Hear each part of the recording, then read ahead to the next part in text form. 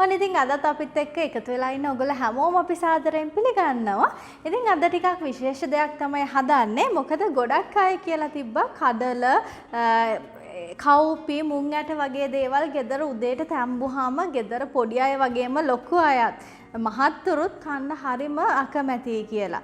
ඉතින් එහෙම අයට හරිම රස විදිහට කඩල කොත්තු එකක් හදාගන්නේ කොහොමද කියන්න තමයි අද මං ලෑස්ති වෙන්නේ. ඉතින් වෙලා ගන්න නැතුව බලමු අපේ කඩල කොත්තු එක හදන්න අපිට මොනවද වමනා කරන්න කියලා. අපේ YouTube channel එක දැන් subscribe කරන්න. bell icon එක click කරන්න අපේ අලුත්ම updates හැමෝටම කලින් දැනගන්න.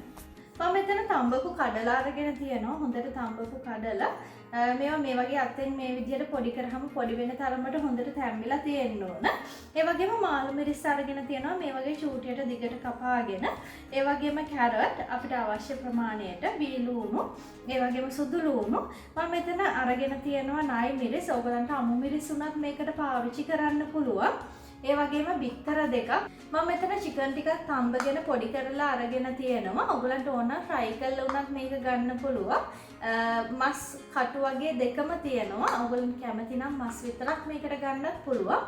ඒ වගේම අපිට මිරිස් කරල් වේලිච්ච මිරිස් කරල් 3-4ක් වුමනා වෙනවා. කුරුඳු පොත්තක්, අබ ටිකක්, ඒ වගේම කරාඹු නැටි එනසල් මෙතන කරපිංචා කොළ 2-3ක් අරගෙන තියෙනවා. ඒ වගේම බටර් ටිකක් මාගරින් වුණත් කමක් නැහැ. ඒ වගේම මෙතන ගම් මිරිස් අරගෙන තියෙනවා. ඒ වගේම කෑලි මිරිස් ලුණු. ඉතින් ඒ වගේම අපිට පොල් තෙල් ටිකක් වුවමනා වෙනවා. එහෙනම් අපි බලමු කොහොමද අපේ කඩල කොත්තු එක හදන්නේ කියලා. අපි දැන් පළවෙනියටම අපේ බිත්තර ටික ස්ක්‍රැම්බල් කරගන්න ඕන. අපි ඉස්සරවම අපේ භාජනයක් ලිපේ තියලා ඒකට අපි පොල් තෙල් ටිකක් එකතු කරගමු.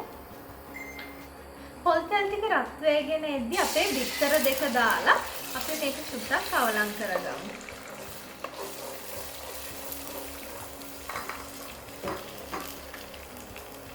අපිට මේකට ලුණු ටිකක් එකතු කරගන්න පුළුවන්. පොඩි කෑලි කැඩෙන විදිහට අපි මේක කඩාගමු. දැන් මේ බිත්තර ටික ස්ක්‍රැම්බල් කරගත්තට පස්සේ අපි මේක අයින් කරගමු භාජනයකට. දැන් අපි ඒ භාජනයේම ආයෙ ලිපේ තියලා අපේ බටර් ටික එකතු කරගමු. බටර් ටික රත් වෙනවත් එක්කම අපේ සුදු ලුණු ටිකයි ලුණු වලින් කොටසකුයි අපි මේකට එකතු කරගමු.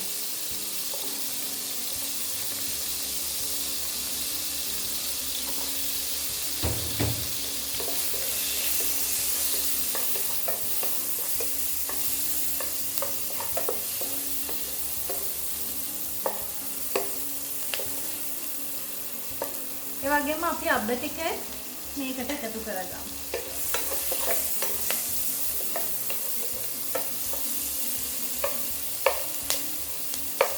දැන් මේ ලුණු සුදු ලුණු රන්වන් පාට වෙනකම් අපි පොඩ්ඩක් මේක මේ විදිහට තියාගමු. අපිට මේකට කරපිංචා ටික එකතු කරගන්න පුළුවන්. ඒ වගේම එනසල් කරල් දෙක මේ විදිහට පොඩ්ඩක් කඩාගෙන දාන්න පුළුවන්. කරාඹු නැටි දෙක, කුරුඳු කෑල්ල. මේ ටිකත් අපි ලුණුත් එක්කම හොඳට ටෙම්පරාදු කරගමු.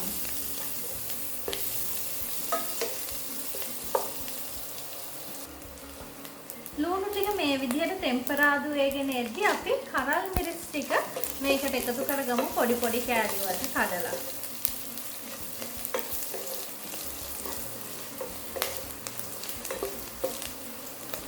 ඒ වගේම අපි තඹගත්ත චිකන් ටික මේකට එකතු කරගමු. අපි ලුණුයි කහයි පොඩ්ඩක් එකතු කරලා තමයි මේක තඹගෙන තියෙන්නේ.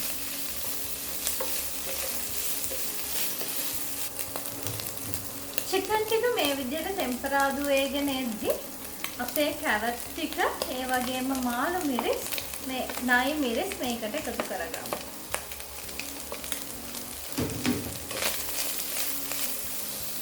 මම දැන් හදාගත්ත බිත්තර එකත් මේකට එකතු කරගන්නවා. දැන් අපි තඹගත්ත කඩල ටික මේකට එකතු කරන්න යන්නේ. ඕගොල්ලෝ කැමති නම් පොටැටෝ මෑෂ් එකකින් ඕගොල්ලන්ට මේක පොඩ්ඩක් මෑෂ් කරගන්න පුළුවන්.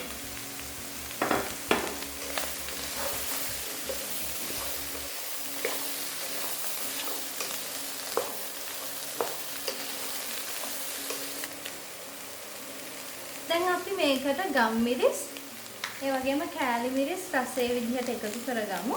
පොඩි දරුවෝ ඉන්නවා නම් දාන මිරිස් ගැන සැලකිලිමත් වෙන්න. අපිට මේ වෙලාවේ රස බලලා ලුණු ගම්මිරිස් මදි අඩුපාඩුවක් තියෙනවා නම් කෑලි මිරිස් එකතු කරගන්න පුළුවන්. දැන් මේ කඩල ටිකක් හොඳට ටෙම්පරා දුනාට පස්සේ අපි තියාගත්ත ලුණු ටික මේකට එකතු කරගමු. ලුණු අමුයෙන් හැපෙද්දි හරිම රසයි. ලුණු ටික දාගත්තට පස්සේ අපි ලිප ඕෆ් කරගමු.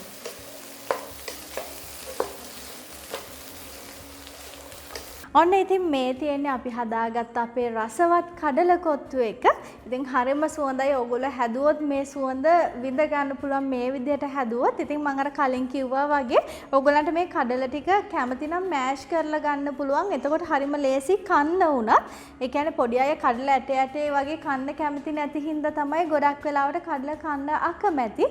ඉතින් මෑෂ් කරාම එක්ක හැන්දකින් නැත්නම් අපිට අතින්ම උනත් කන්න පුළුවන්. ඉතින් හරිම රසවත්. හදලා බලන්න, හදලා රස කියලා එවන්න. අපි ආයෙත් දවසක මේ වගේ තවත් රසවත් වීඩියෝ එකක් එක්ක හමු වෙමු.